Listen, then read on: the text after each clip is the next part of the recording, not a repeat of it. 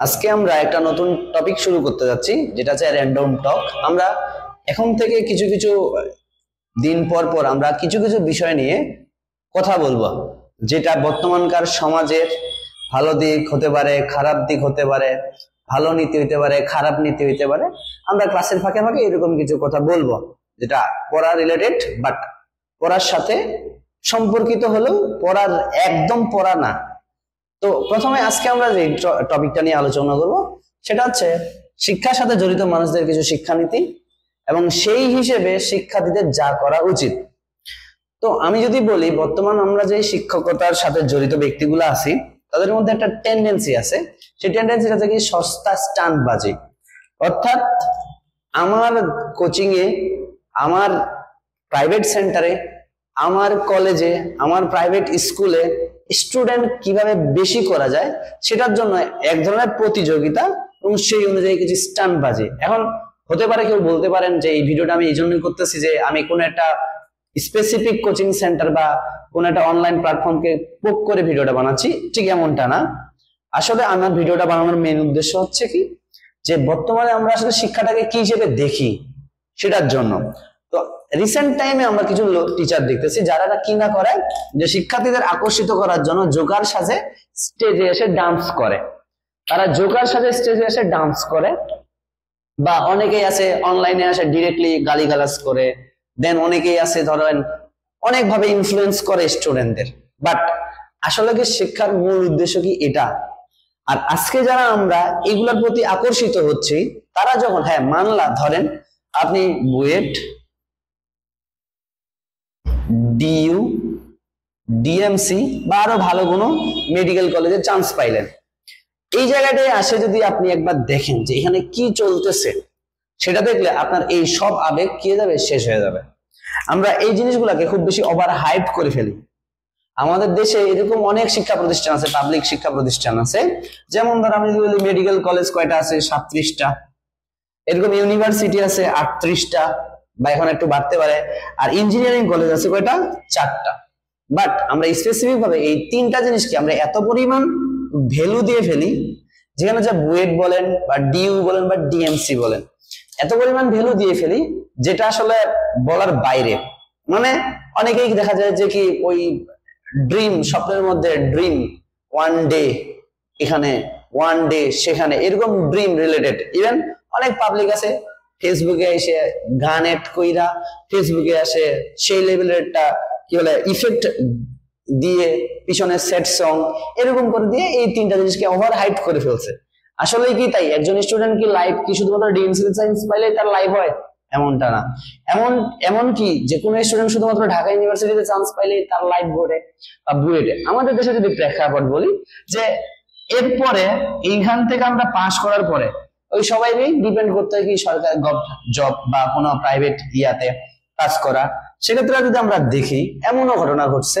ধরেন আমরা যদি একটা বিসিএস এর কথাই করি, উদাহরণ হিসেবে দেখি, এই বিসিএস পরীক্ষার সিট প্রতি বছর খুব বেশি থাকলে 2200 বা 2200-2300 এরকম থাকে। আর সেখানে গিয়ে মনে রাখবেন যে শুধুমাত্র ইউনিভার্সিটি, বুয়েট এবং মেডিকেল সবাই কিন্তু ওই জায়গায় পরীক্ষা দেয়, ঠিক আছে? হয়তোবা অনেকের আছে এরকম যে তাদের সরকারি চাকরি করার ইচ্ছা নেই, তারা দেয় না। তো ধরলাম অধিকাংশ এখানে পরীক্ষা দেয়। সেই জায়গাটাতে গিয়ে দেখা যাচ্ছে ওই ঘুরে ফিরে 2000-এর বেশি, তো 2200-এর উপরে তো আমার কোনোদিন কেউ চাকরি পাবে না, ঠিক আছে কিনা? তো এই যে ডিইউ যদি আমি বলি, যে ডিইউতে শুধুমাত্র 4 থেকে 6000 সায়েন্স, আর্টস, কমার্স মিলে সব স্টুডেন্ট নেয়, বা টোটাল পাবলিক ইউনিভার্সিটিতে প্রায় 50,000 প্লাস স্টুডেন্ট পড়ালেখা করে, ঠিক আছে কিনা? আলটিমেটলি গিয়ে ওই সবাই দেখা যাচ্ছে কি এই এক জায়গায় পড়ে যাচ্ছে আমরা। তো এই যে জিনিসগুলো আছে এগুলা থেকে আমরা ওভার হাইপ করি। আমি মেডিকেল পড়ালেখা করি, ইভেন অনেক দেখছি এরকম যে ঢাকা মেডিকেল কলেজ থেকে পাস করছে কিন্তু তার প্রেসক্রিপশন দেখলে বমি আসে। আবার আরো অনেক দূরের কোন মেডিকেল কলেজ থেকে পড়ছে, রাঙ্গামাটি কলেজ মেডিকেল কলেজ থেকে পড়ছে, কক্সবাজার মেডিকেল কলেজ থেকে পড়ছে, বাট তার প্রেসক্রিপশন অনেক অনেক ভালো, তার ট্রিটমেন্ট অনেক অনেক ভালো। সো এই যে তোমার লাইফে আমরা যে জিনিসটা চিন্তা করি যে না এই জায়গায় চান্স পাইলেই আমার জীবন গড়ে যাবে, এমনটা কিন্তু না। ঘুরে ফিরে তুমি অ্যাডমিশনের আগে যেই পরিমাণ পরিশ্রম করা লাগে, অ্যাডমিশনের আগে যে পরিমাণ পরিশ্রম, ঠিক আছে, চান্স পাওয়ার পরে এই জায়গায় তার থেকে অনেক বেশি পরিশ্রম করার লাগে। সো আমরা যারা স্টুডেন্ট গুলো আছি বা আমরা যারা এখন পড়ালেখা করতেছি শুধুমাত্র একটা সেলফির জন্য, এই সেলফির জন্য আমরা কি করি, যে অনলাইনে দেখছি এই ভাইয়ারে গিয়ে হচ্ছে স্টেজে গিয়ে সেলফি তুলবো, এইটার চক্করে আমরা কি করি জানো, কাদের লাভ ঘটাই তাদের। এখন আমি যদি বলি এই যে শিক্ষার সাথে জড়িত ব্যক্তিগুলার শিক্ষানীতি কি, এখনকার দিনে আসলে শিক্ষা কেউই দেয় না, সবাই হচ্ছে কি পার্সোনাল বেনিফিট খুঁজে। এই জায়গায় দেখো যত টিচার আছে, এটা হোক অফলাইন হোক সেটা অনলাইন, ঠিক আছে, সব ক্ষেত্রে টিচাররা কি করে, বেশি বেশি পার্সোনাল বেনিফিট খোঁজে।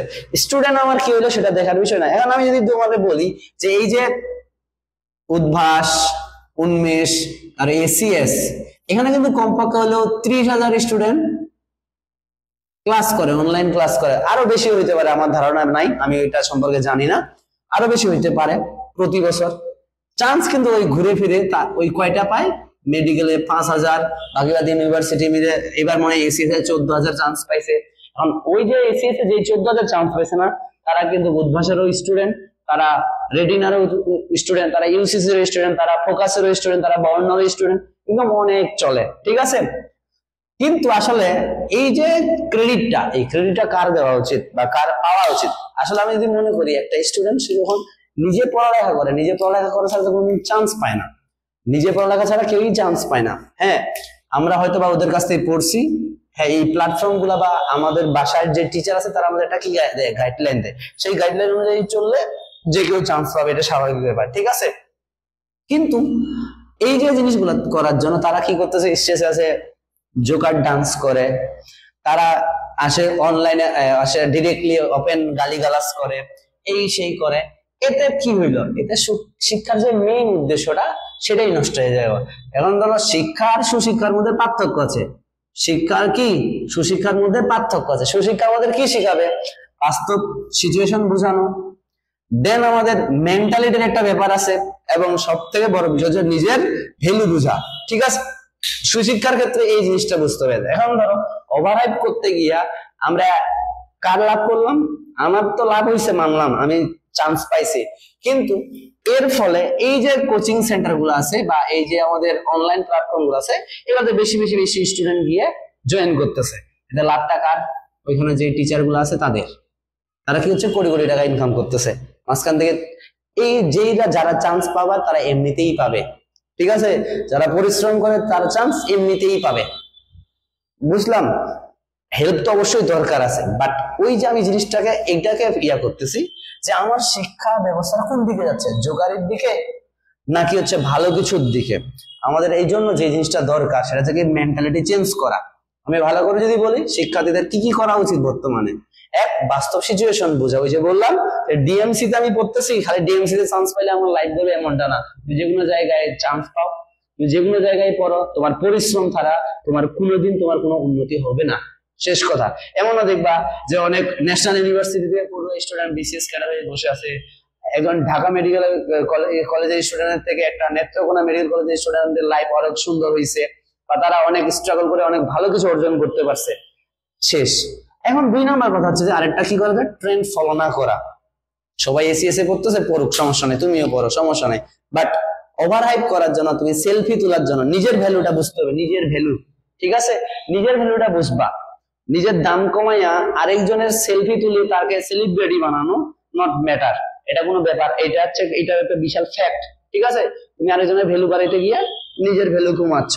তারপর হচ্ছে আমাদের কি করতে হবে, মেন্টালিটি চেঞ্জ করা লাগবে, যে না শুধুমাত্র বুয়েট ডিইউ এবং কি ডিএমসি তে চান্স পাইলে লাইফ সেটেল এমনটা না। এই ধরনের চিন্তা ভাবনা থেকে আমাদের কি হতে হবে, বের হয়ে আসতে হবে। তোমার লাইফে সাকসেস হতে গেলে তোমার সুশিক্ষা দরকার, মানুষ হওয়া দরকার, তার থেকে বড় বিষয় হচ্ছে কি ওভারঅল যদি আমি চিন্তা করি, তোমাকে একটা কবিতা আছে না, আমরা যেটা আদর্শ ছেলে একটা কবিতা বলছিলাম, সেই কথাটা মনে পড়ে যাচ্ছে এখন, যে আমাদের দেশে হবে সেই ছেলে কবে, কথায় না বড় হয়ে কাজে বড় হবে, মুখে আসি বুকে বল তেজে ভরা মন, মানুষ হইতে হবে এই যার পণ। অর্থাৎ তুমি শিক্ষা অর্জন করলা, ঠিক আছে, কিন্তু সেই শিক্ষাটাকে প্রয়োগ করো না বাস্তব জীবনে, ওই শিক্ষার কোনো ভ্যালু নাই। তুমি যেটা অর্জন করছো সেটাকে বাস্তব জীবনে প্রয়োগ করো।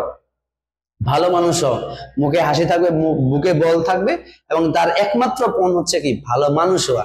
এই ভালো মানুষ যেদিন আমরা হইতে পারবো না, সেদিন দেশ চেঞ্জ হবে। এর আগে দেশ চেঞ্জ হয়। আজকে এই দেশে এত পরিমাণ দুর্নীতি, এত পরিমাণ কি বলবো বিপর্যয়, যেটা আছে রাজনৈতিক বিপর্যয় বলি, সামাজিক বিপর্যয় বলি, মূল্যবোধের বিপর্যয় বলি। এখন যে কেউ তার বউরে নিয়ে আসে, কি করে টিকটক বানানো শুরু করে দেয়, তার পার্সোনাল লাইফে কি কি করতেছে সে সব ভিডিও করে ছাড়ে দেয়। শুধুমাত্র কিসের জন্য জানো? টাকা। শোনো, টাকাই সবকিছু না। টাকা একটা বড় ব্যাপার, আর রেসপেক্ট উইথ টাকা একটা বড় ব্যাপার। ঠিক আছে, টাকা সবাই অর্জন করতে পারে, সমস্যা নাই। কেউ কি বলে স্কার্ট পরে রিলস বানায় টাকা ইনকাম করতেছে, কেউ দেখা যাচ্ছে যে জোগার সাজে স্টেজে ডান্স করে টাকা ইনকাম করতেছে, কেউ অনলাইনে গালিগালাজ করে আসে টাকা ইনকাম করতেছে। বহুত করা যায়। কথা হচ্ছে যে টাকা ইনকাম একটা ব্যাপার, আর রেসপেক্ট উইথ টাকা একটা বড় ব্যাপার।